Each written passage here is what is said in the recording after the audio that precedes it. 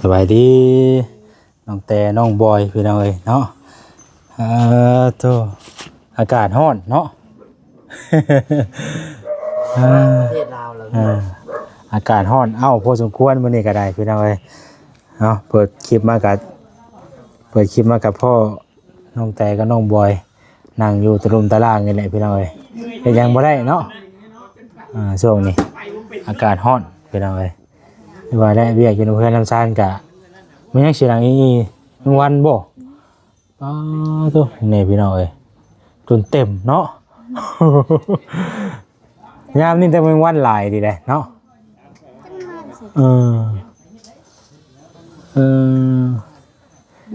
ไม่ใช่ได้พากันเก่ากินน้ำนะบ่มื้อนี้ยังเรื่องว่าได้กินละบาดนี่มื้อนี้กิน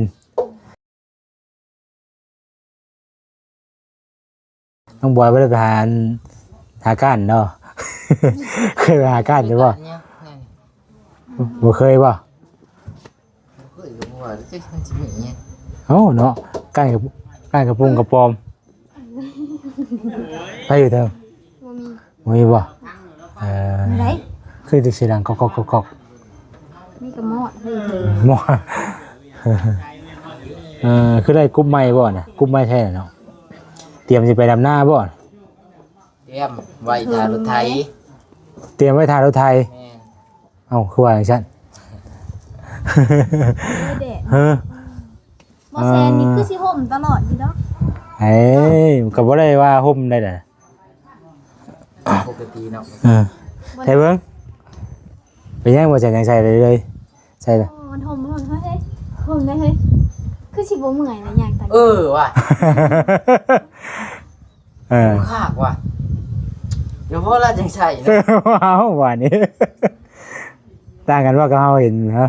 แม่นขาวกว่าแจ้งกว่าอีกดีได้เฮ้ยส่งคืนเราได้ส่งคืนเราได้แล้วว่ามันบ่เหลื่อมตาเลยเนาะมันก็สิใส่เป็นกันแล้วแต่เนาะ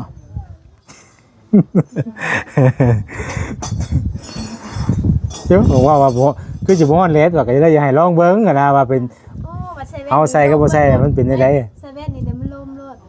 สงสัยมันบ่เคยเห็นคนแล้วผู้บ่เคยใส่ก็อาจจะเจ็บอันเนี้ยนี่เจ็บกระแตหูหน่อยนึงเคยใส่แล้วก็ใส่ก็บ่เป็นหยังใส่เป็นโทรศัพท์ลำหน้าลำจังกันเฮ็ดเวียกว่าจะใส่ตลอดบ่แซนมันนั่งมีลมใครอยู่ซะเนาะลมพอได้สินั่งโดนอยู่แล้วพอได้ลมมานี่เนาะ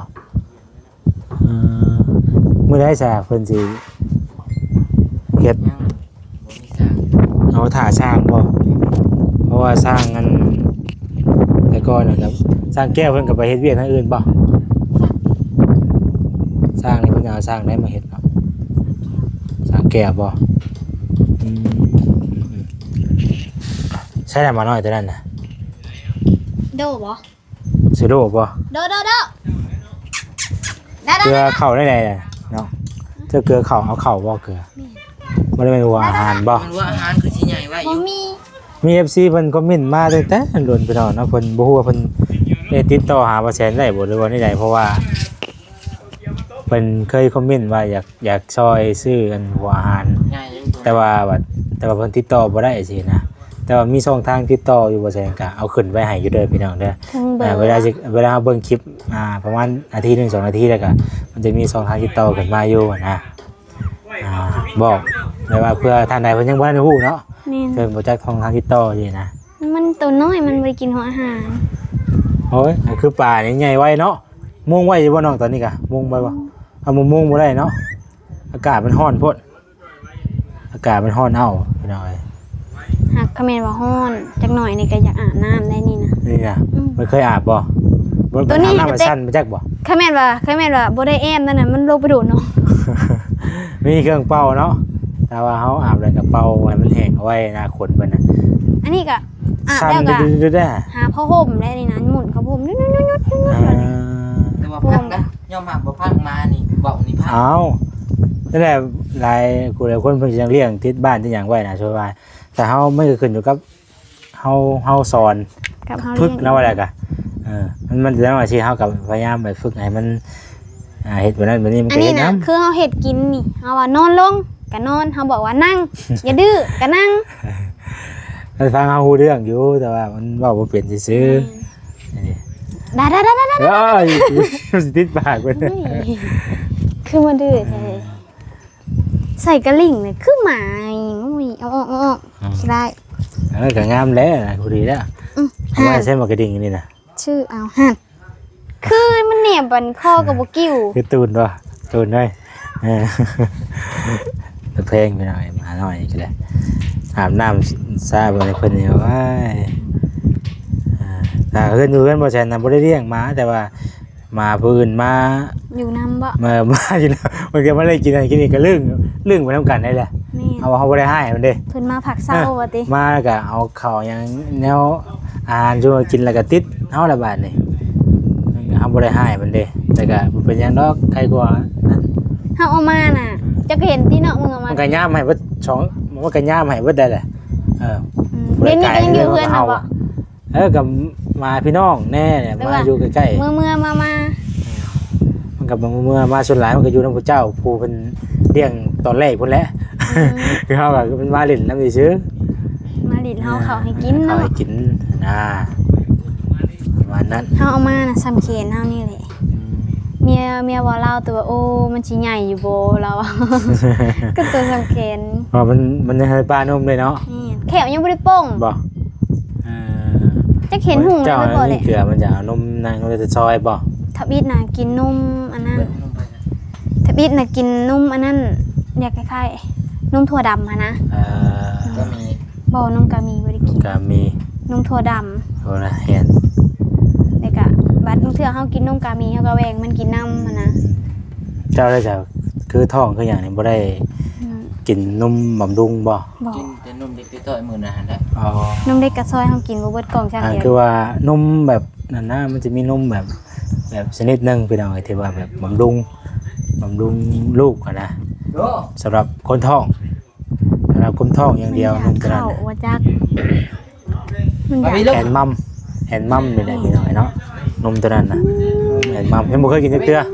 แล้วก็นัดแต่น้องตุ๊กอันท้องน่ะว่าจะเคยซื้อให้เพิ่นอยู่ตั้งแต่โดนน่ะช่วงนั้นน่ะเพิ่นท้องน่ะได้จักเดือนน่ะจ้ะอัน อีหยังเลยเพิ่นนัดวันที่24นะ น้อง จะ แต่ เกิดก็แล้วอะวันที่24นะฮอด2เดือนซะบ่เลยตอนเฮาไปกวดตัวนั้นน่ะเดือน ในเดือนหนึงบ่ เดือนปลายว่าคือว่าเพิ่นนัดวันที่24แล้วฮอด2เดือนบอกเพิ่นว่าแบบนั้น อ่า เอาเร็ว โอ้ เอาเร็ว เออไม่ให้หวาน ทำมาลูกกันมาเอามาพี่กอกนะ แต่กินข้าวกินน้ำไว้กินข้าวพยายามกินข้าวบ่อยากก็ต้องกินได้หอดเวลาแหละอดบ่ได้แล้วเฮาบ่ได้เป็นผู้เดียวแล้วบัดนี้ สองคนนี่เนาะ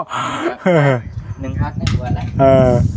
บ่อยากก็ต้องกินหอดเวลาเลยกินบางเทื่อเฮา เดี๋ยวนี้นะเนี่ยเฮามักกินนะคือกะจีปะเตเฮากินบ่เบิดก้อนช้ำเดี๋ยวนี้นะ เป็นไรจะ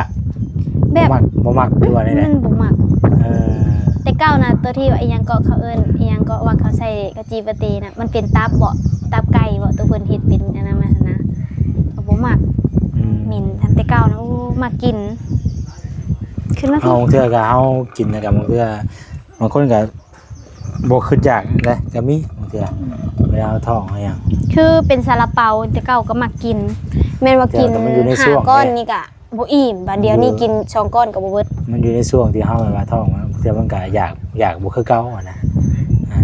แบบแนวใดว่าเฮามากิน คิดยากเด้เลยกิน กิน บ่ ได้ ได้ ลงท้องบ่ว่านี่คือว่าหน้าหงอยอยู่ มื้อกินข้าวเช้าเด้พากันไปแล้วก็ไปซื้อซาลาเปากิน เพราะว่านอนตื่นสวย แล้วอย่างวันนี้ก็คือว่าอะไรพี่น้อยเนาะมันมีแต่รอถ่าสร้างเนาะ ไผ รอถ่าสร้างเพิ่นมาเฮ็ดพี่น้อยรอถ่าสร้างเพิ่นมาเฮ็ดแล้วก็จังเพราะว่ามันก็ฝนก็บ่ได้ตกเนาะช่วงนี้เนาะแต่เก่าป้าตกพี่น้อยล้างรถเล่นมื้อนี้ได้ย่านอยู่เลยมันสิบ่รอดซั่นบ่จ๊ะ เออ รอดได้ก็จังมื้อเนาะ มาทางผู้เนาะ โอ้ยว่ากันเนาะจังมื้อน่ะ แต่เก่าในล่างว่าแล้วก็มาจอดอยู่ก็ต้องแต่ก็เอาแล้วบัด ตก ตกชายมื้อนี้ก็แค่บ่รอดอยู่นี่ก็ คือสิรอดดอก รอดอยู่บ่ให้รอดในจักมื้อเนาะ จังหน่อยล่างมาแข่งผล แสนหนึงบ่ได้ด่างรถ แสนหนึง เออ ขึ้นเนาะ โอ้ยบาง แต่ หม่อง เก่าได้ซะเอ้าบ่ 80,000บางห้างก็ ไป 80,000 ล่างอยู่ว่าทางแกงกระเบาอันเด้ทางออกมาแต่สวรรค์อันเด้วิทย์ขัวมาบ่เฮิงดอก180,000 แล้วห้านนั่นล่างดี บางเพิ่น นั่ ขาน ย น่ะ มีกระตุ้นมาน้อย2ตัวเด้ แต่ว่าห้านนั่นน่ะล่างดีข้ามครัวมาเด้ นี่ ก็หม่องสายพานมิตรภาพไทยลาวอ่ะ หรือแบบเพิ่นใส่น้ำยาให้ข้างในนะคืออบน้ำยา มีอยู่หั่นแหละที่ว่าบ่แสดงเคยล่างแหละติดใจไปเนาะเนาะ สะอาด มันแบบว่าเฮาล่างออกมาน่ะมันคือความรู้สึกแบบไล่รถใหม่คันใหม่รถอ่ะนะแต่ว่าบางห้างก็แบบมันนึงมันนื่นไปเชื่อก็ค่าเดียวสินะกับเพื่อนก็จะมันเป็นน้ำยาก็เจ้าบางเทื่อ โอ้อันนี้บ่แม่นเป็นชั่วโมงบ่เฮ้ยเฮาล้างรถ โอ้ล้นโดนอยู่นั่นแสนปลายนั่นนะครับเฮาบ่ได้เฮ็ดหยังก็เฮาล่างธรรมดาก็140 130 180,000นั่นน่ะ แต่เราเอาเฮ็ดอย่างอื่นนำบ่จักมีแต่เอาเพิ่มเติมบ่จัก ทั้งลุ่มทั้งหยังเพิ่นสิเบิดเนาะ อ่า เอาแล้ว เบิ่งก็ล่างทั่วไปเลยนั่นแหละเพิ่นก็ล่างทั่วไปเบิดเลยมื้อนี้บ่ได้ออกไปทางใดมื้อนี้อยู่เฮือนเลยตั้งแต่เช้าพุ่นบ่ แม่นน้ำก้อนไงบ่ได้ออกไปซื้อมัน บ่มีคนน้ำเย็น ได้ข้าวแล้วว่าจะฮู้ข้าวแล้วบ่ ค่ะว่า เอาข้าวเจ้าเทืองอะข้าวดีเจ้าเทืองฮู้แล้วบ่ นั่นแหละว่าหยอกเพิ่นบ่แม่นเจ้าได้เสา24ต้นผู้ว่าว่า ว้า อ้าวเหรอ ว24ต้นเอาก็24ต้นเอ้ยเช้าอะไรวะ12ก็24แหละทั้งเทิงพร้อมโหล ก็เช้าโตได้อ่ะเนาะสะ เสา ดุ้ง โตนั่นเด้ก็24แหละ ยังอันนั้นแหละ เป็นปู่เฮา จำแจวบ่อยากเข้าแล้วบัดนี้จำแจวกินจุกินแจวไปแล้วลูกพักลูกมี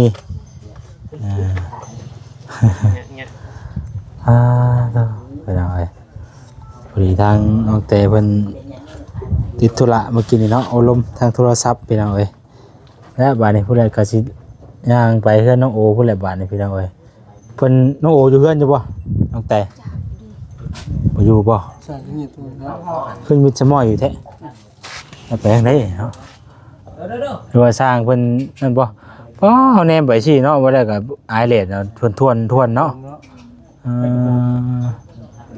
ทวนอยู่พี่น้องเอ้ยไปเอาให้แล้วไปเลาะเบิ่งเฮือน ไปเฮ็ดเลย นี่ยังว่าดิพี่น้องเอ้ยอากาศร้อนๆเอาแท้เนาะ นี่ประเทศเราจะเอาเพิ่น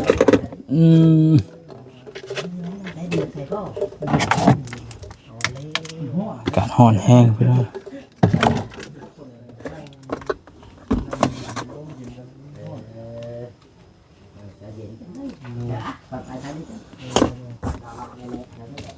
เราเลยแหละใส่กระไปก่อนร้อน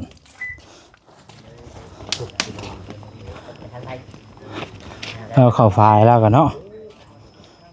ช่วงค่ำๆพูดมันจังบ่ร้อนปานใด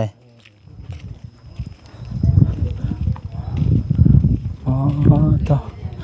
มาได้กับต้นนี่นะต้นให้โชคเลยนี่เขาว่ามีดอกแล้วนะมีโชคใหญ่ล้นทับเข้ามารถเนาะไปตะกี้เอาต้นหมอกชิดาเมื่อวานFCเพิ่นก็มีหลายอยู่ยังนี่เฮามาจบคลิปรถเนาะ มาสิย่างเลาะได้บัด เฮามาพี่แหละเฮา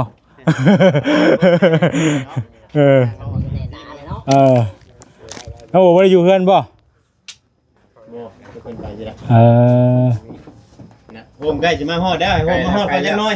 จังหน่อยจังม่วงเนาะ แม่นยัง จังบ่เหลื่อมตา แม่นเดือมตาได้สั่ง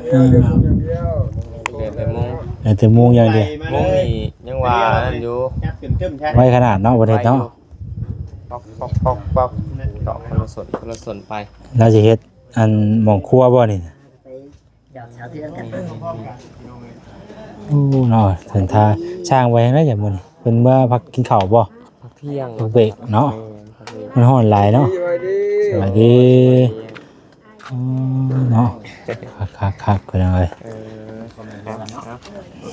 คลิปนี้ก็มีพอ มุงอย่างเดียว แต่ม่วงเนาะ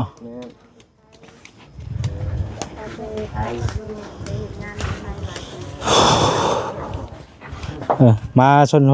เงาอยู่นี่ก้อนบาทนี่เนาะส่วนผมก็มันฮ้อนมันเอาเลยนี่เอ้าสวัสดีมาชนผมอยู่แล้วนี่น้ำแข็ง เถอะ น้ำแข็งเมื่อแล้วอันนั้นเราไปซื้อที่ น้ำแข็งบ่กะมันฮ้อนพี่น้องเนาะ อันนั้นไปซื้อน้ำแข็งนี่ล่ะ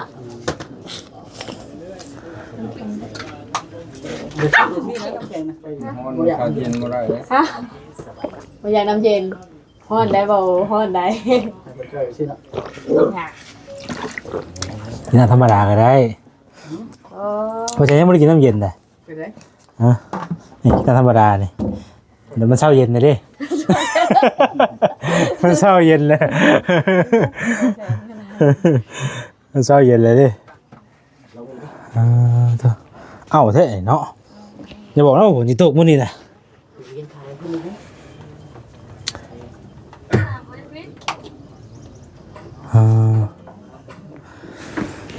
แต่ก็ว่ามีคมตัวนั้นเขามาพี่อีกได้เนาะนี่เขามากกว่าเลยดิเขามากแล้วมันเกิดนั่นบัดนี่ครัวเพิ่นยับย่ายมาพี่ก้อนบัดนี่เนาะย่ายพี่ก้อนบัดนี่พี่น้อย ตัวข้าวตาเห็ดนี้แล้ว ทำได้อันเห็นมองอยู่มองครัวใหม่เนาะยับย่ายตัวนี้ออกมันมีหนูวะมากเจ้านี่ มีหนูลายขนาด เจ้าเรียกหนูเจ้าจะออกไปเลยเนาะ คืน บ่แอนบ่เพิ่นอันเก็บเงิน 2,000 นะเห็นมั่งกับอันมั่งเงินไฟแล้วเพิ่นเห็นเงิน 2,000 น่ะ อย่าไปใช้โชคจักเนาะเรียกอย่างนี้เรียกอย่างนี้เรียกเงิน จำบ่ได้ ถ้าเป็นใช้โชคอยู่จักเนาะแนมไปทางนอกโอ้ยเห็นเพี้ยเนาะช่วงตอนแรงๆไปเนาะเนาะถ่ายคลิปถ่ายอย่างป่ามันกับบ่ฮ้อนบรรยากาศมันก็เป็นตะเบิ่งคือช่วงนี้มันฮ้อน